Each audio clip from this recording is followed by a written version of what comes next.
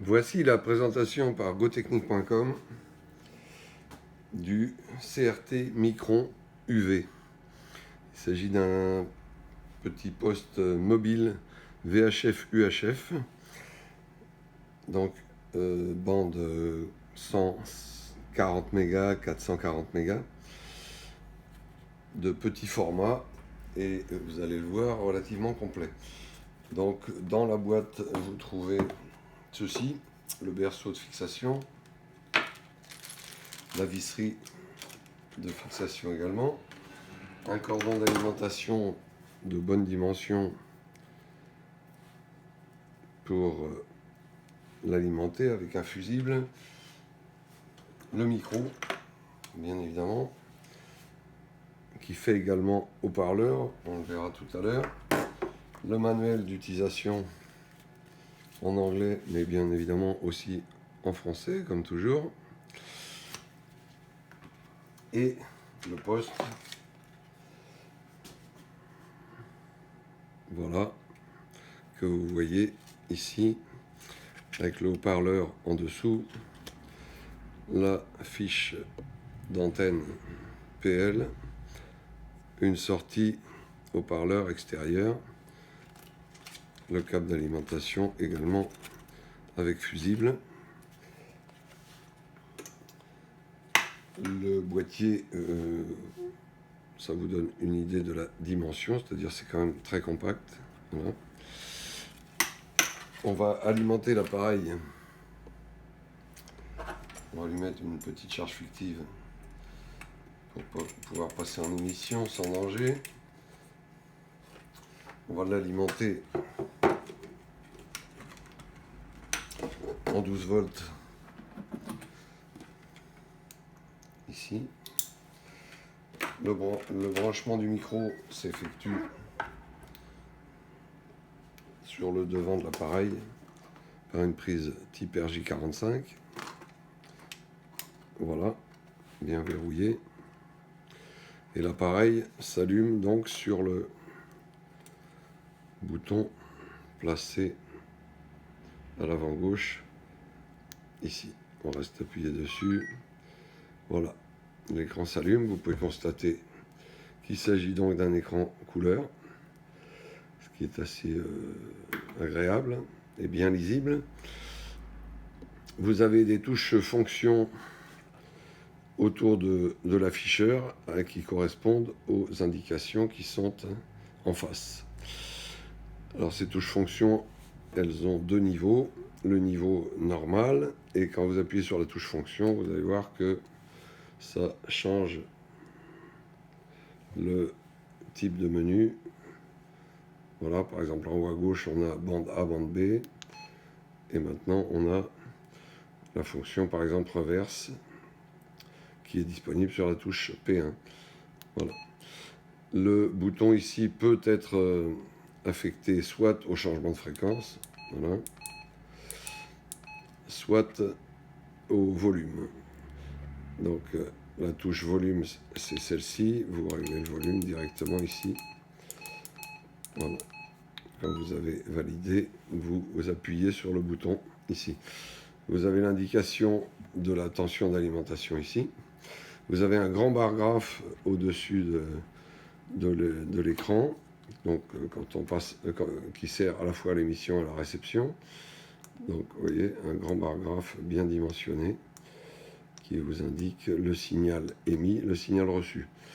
On peut évidemment donc sur la deuxième fonction par exemple régler la puissance d'émission. Donc il vous affiche Power Low, Power Mid en bas de l'écran et Power Height, c'est-à-dire la puissance la plus élevée, qui est donc en puissance basse de 5 watts environ, en puissance mid environ 10 à 15 watts, suffisant que c'est en V ou UHF, et la puissance haute qui est 20 watts bien tassé en UHF et 25 watts bien tassé en VHF. Vous avez les deux fréquences qui s'affichent dans l'écran, vous pouvez inverser voilà, l'affichage, la bande A devient la bande principale et la bande B devient la bande secondaire. Voilà, donc il y a quantité de paramétrage et de personnalisation. Il a les codes CTCSS, bien évidemment. Il a également, donc, quand vous restez appuyé sur cette touche-là, vous avez accès à un certain nombre de menus que vous pouvez paramétrer ici. Vous pouvez tout régler, le pas de fréquence, etc. Voilà. Sur le micro, on trouve aussi un certain nombre de commandes qui vous permettent de passer de la bande A à la bande B, par exemple, sur la grosse touche ici, de tabuler directement une fréquence au clavier et d'utiliser les 4 fonctions également présentes sur le micro. Sur le côté du micro, vous avez une touche qui vous permet de verrouiller je vais vous la montrer, voilà, qui vous permet de verrouiller les touches de montée et de descente. Donc là, elles sont inopérantes, et quand il est en haut, elles sont opérantes. Voilà. C'est la touche également qui vous permet d'envoyer le 1750 pour déclencher les relais, en appuyant simultanément sur la touche d'émission et sur la touche du bas. Voilà. La particularité, c'est que vous pouvez faire sortir le son et dans le haut-parleur du poste, en dessous, et dans le haut-parleur qui se trouve ici sur le micro. Voilà.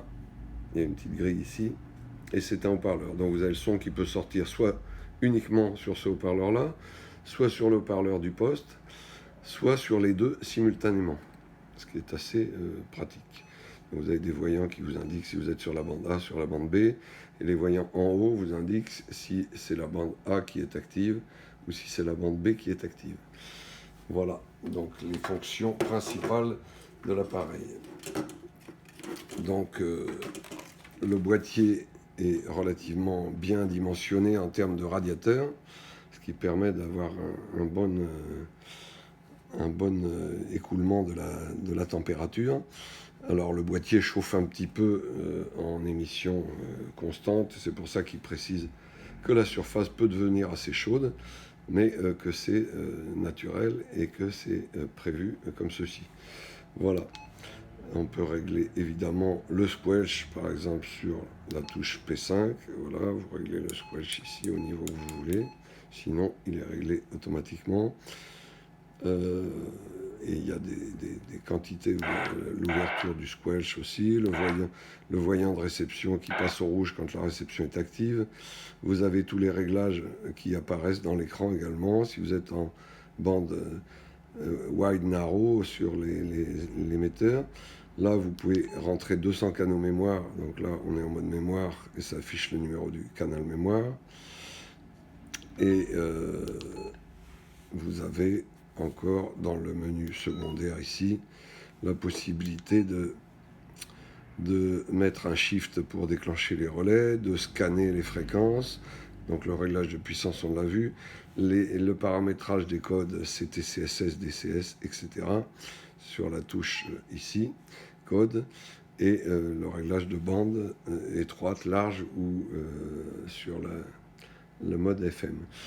Voilà les principales fonctions de ce petit appareil qui est vraiment très sympathique, très compact et qui peut convenir à des tas d'utilisations diverses compte tenu de son encombrement réduit et de sa puissance quand même jusqu'à 25 watts qui est tout à fait convenable. Voilà, il s'agit du CRT Micron. Vous le retrouverez sur notre site internet www.gotechnique.com.